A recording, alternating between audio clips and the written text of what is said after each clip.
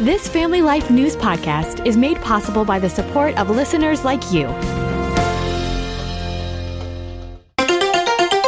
Next on the 5 o'clock report. I've gotten to a place over these last couple of years where I didn't fear for my life anymore. I just want to ask, what about us? Housekeeping. I wish I could get that for my home. They ran through 2 electric fences, and they hit it with such force that they ripped a fence post out of the ground. Now, let's go to the newsroom. Good afternoon and welcome to the broadcast. I'm Family Life News anchor Sarah Harnish. Good Friday's being celebrated by billions around the world. In Rome, Vice President J.D. Vance is there. Then in Jerusalem, Christians singing along the Via Dolorosa this morning, retracing Christ's steps on his way to the cross.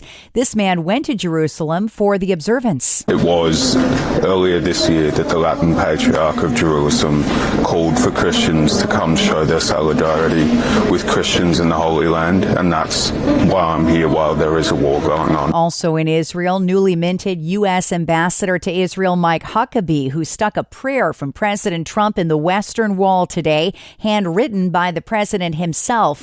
Huckabee says he's there on special orders from the president. Gave to me last Thursday in the White House with the instruction that my first act as the ambassador would be to take his prayer, praying for the peace of Jerusalem, and to bring it to the wall, and to pray that there would in fact be peace in the land. Millions of Americans are expected to flock to church services tonight and then return on Sunday morning to celebrate the hope brought by Christ's resurrection.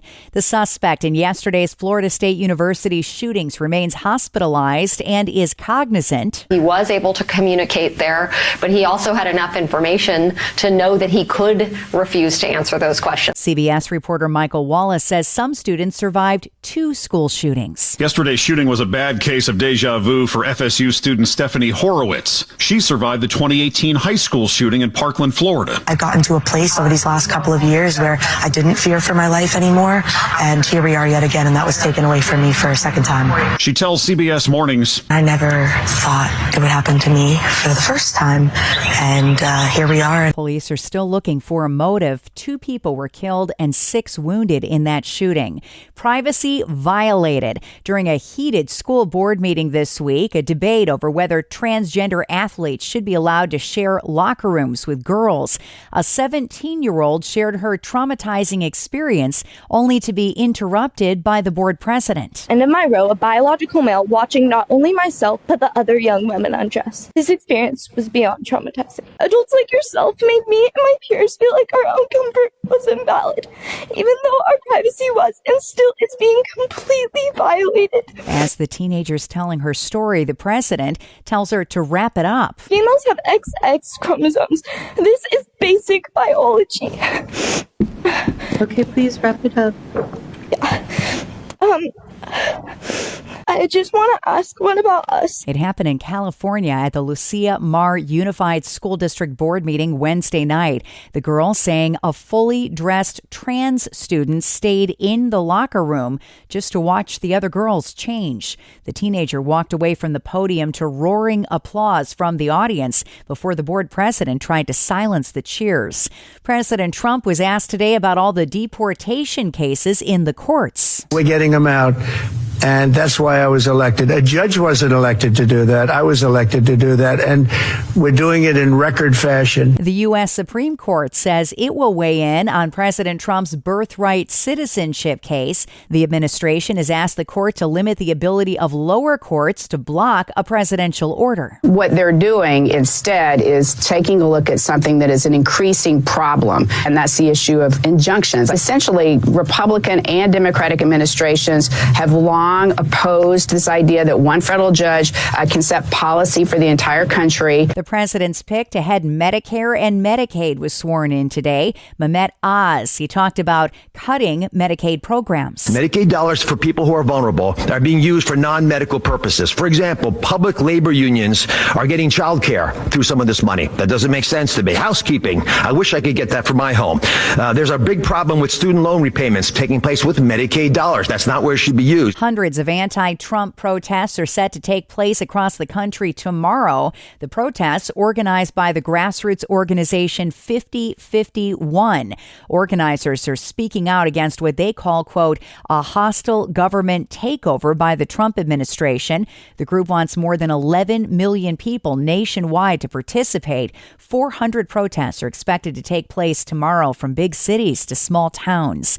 Democrats are condemning the vandalism of the Republican headquarters in upstate New York. Family Life's Mark Webster has the story. Yeah, the New York Democratic Party issued a statement today calling the swastikas affixed to the Republican headquarters in Albany, quote, shameful and inappropriate. They said all New Yorkers across the political spectrum should denounce hate. There was also a separate sign on the property pointing to the swastikas that read, if this is not what you stand for, prove it. Police are investigating but say no suspects have been identified. Mark Webster, Family Life News. The Pennsylvania governor's office could reopen in the next few days after that arson attack last Sunday. The PA Department of General Services says it set an aggressive restoration and construction schedule to reopen the residence as soon as possible. They're also working on a new security system. A former top cop will probe the security breach. And the Lyrid meteor shower is lighting up the skies. The annual celestial display started Wednesday night and will last through April 25th. The meteors are flying trails of debris left behind by a comet that shower the Earth each year in the third week of April. Still to come on the 5 o'clock report, a special report from our own Bob Price on the gospel on college campuses and the cows that escaped and found a store in Pennsylvania. Those stories after weather. Hi, I'm Kevin Williams, and here is your Family Life regional weather forecast for tonight. Some clouds, a stray shower or two, mild, low temperatures 50s to around 60. Tomorrow, rather cloudy, breezy, warm with showers and a thunderstorm or two. High temperatures mid-60s to mid-70s, but with falling temperatures in the afternoon in western New York and northwest Pennsylvania. Easter Sunday may start with a few clouds, but there'll be a fair amount of sunshine. It's a cooler day with high temperatures in the 50s. Thank you, Kevin. On deck next, what would happen if college campus ministries banded together to get the word of the gospel out to students? Let's find out. Our own Bob Price takes a peek at this unique ministry.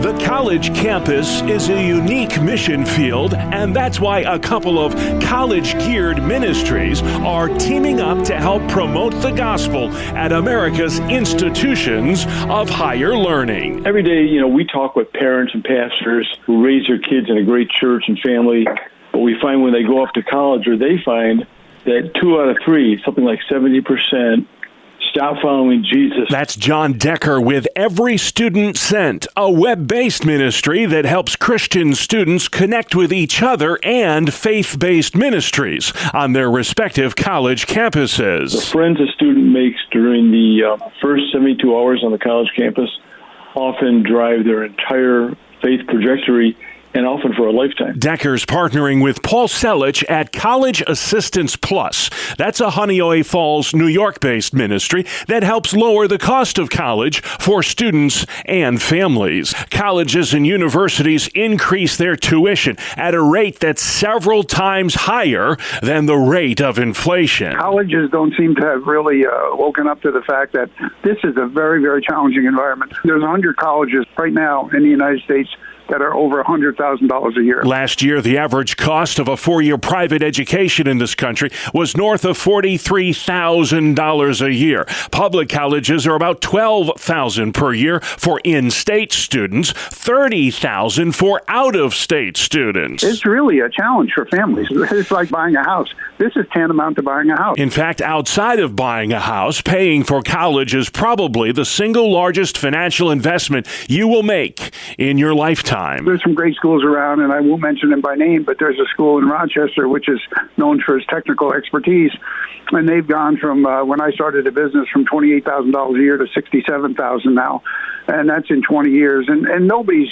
accumulating increases like that in their income. And that's why Paul Selich and John Decker are pooling their resources, coming together to help students first be able to afford college and then be able to live out their faith while at college. 80% of the Christian students that come out of youth groups, they plan to continue in the faith, but they are really blindsided by the social pressure that happens when they land with their new roommates, and that often trumps everything.